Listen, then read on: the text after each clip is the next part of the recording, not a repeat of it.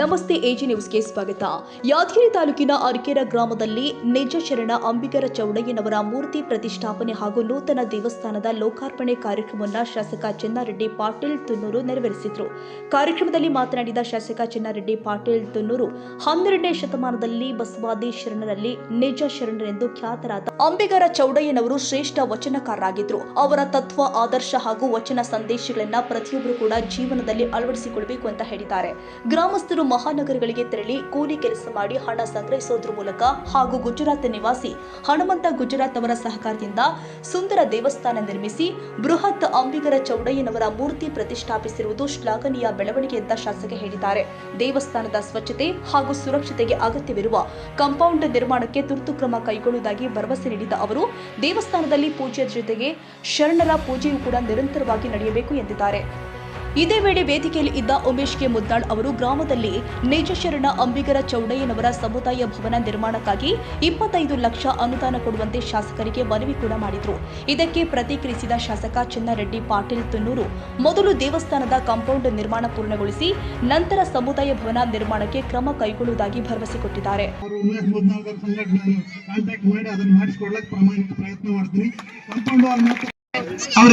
ಗುಡಿಯನ್ನ ಕಟ್ಟಿರಲ್ಲ, ಇದು ಬಹಳ ಮುಖ್ಯವಾಗಿದೆ.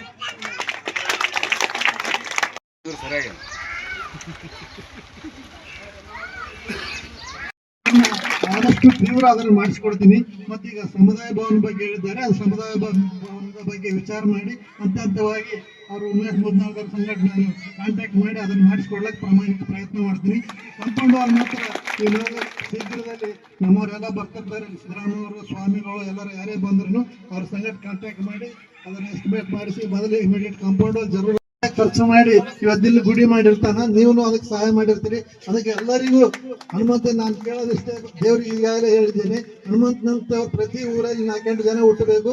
ದೇವರ ಅವರಿಗೆ ಆಸ್ತಿ, ಅಂತಸ್ತು, ಐಶ್ವರ್ಯ, ಅಧಿಕಾರ ಎಲ್ಲ ಕೊಟ್ಟು ಇನ್ನೂ ಹೆಚ್ಚಿನ ರೀತಿಯಲ್ಲಿ ಬೇರೆ ಬೇರೆ ಗುಡಿಗಳಿಗೆ ಅಥವಾ ಸಹಾಯ ಮಾಡೋಣ ಆಗಲಿ ಅಂತ ಕೇಳ್ಕೊಂಡು ಇವತ್ತಿಲ್ಲಿ ಈ ಸಮಾಜದಲ್ಲಿ ನನ್ನ ಕರೆದು ಮಾತಾಡಲು ಮತ್ತು ಉದ್ಘಾಟನೆ ಮಾಡಿಸೋದಕ್ಕೆ ತಮ್ಮೆಲ್ಲರಿಗೂ ಈ ಅರಕೆರೆ ಜನರಿಗೆ ಎಲ್ಲ ಜನತೆಗೆ ನಾನು ವಂದಿಸಿ ನನ್ನ 2 ಮಾತು ಮುಗಿಸ್ತೀನಿ. ನಾನು ದಯಮಾಡಿ ನಾನು ಬೇರೆ ಕಾರ್ಯಕ್ರಮಕ್ಕೆ ಹೋಗಬೇಕಾಗಿದೆ, ಇಲ್ಲಾಂದ್ರೆ ಇನ್ನೂ ಕುಂತು ಪೂರ್ತಿ ಕಾರ್ಯಕ್ರಮ ಮುಗಿಸಿ ಹೋಗ್ತಿದ್ದೆ, ಕ್ಷಮಿಸಬೇಕು, ನನಗೆ ಪರವಾಗಿ ಕೊಡಬೇಕು. ನಮಸ್ಕಾರ.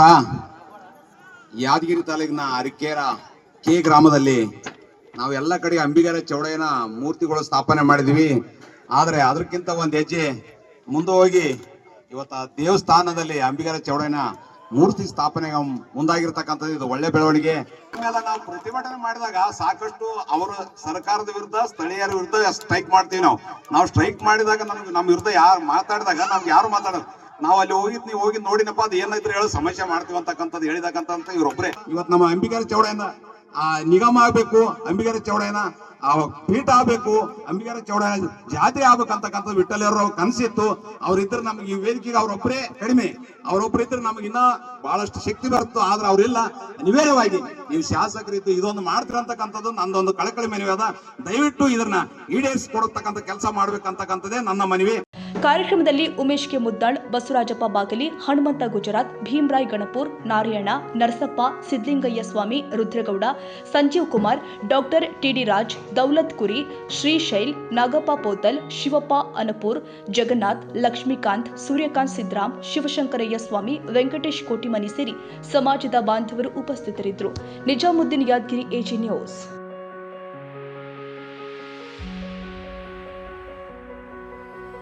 ಕನ್ನಡಿಗರ ಮೆಚ್ಚಿನ ನಿಮ್ಮ ಎಜೆ 24/7 ನ್ಯೂಸ್ ಕನ್ನಡ ವಾಹಿನಿ ಇದೀಗ ಟಿವಿಯಲ್ಲಿ ಲಭ್ಯ. ವೇಳೆ ನೋಟಿಸ್ ಕೊಟ್ಟಿದ್ರೆ ವಾಪಸ್ ತಗೋತೀವಿ. ಇವತ್ತು ವಕ್ಫ್ ಪ್ರಾಪರ್ಟಿ ಅಂತೇಳಿ ಬರ್ತದೆ ಅಂತ ಹೇಳಿದ್ರೆ ರೈತರು ಬೀದಿಗೆ ಬದಲು ಏನ್ ಮಾಡ್ಬೇಕಾಗತ್ತೆ? ಯಾರು ವೋಟ್ ಹಾಕಿಲ್ಲ ಅಂದ್ರೆ ಗ್ಯಾರಂಟಿನೆಲ್ಲ ಸ್ಟಾಪ್ ಮಾಡ್ಬಿಡ್ತೀವಿ.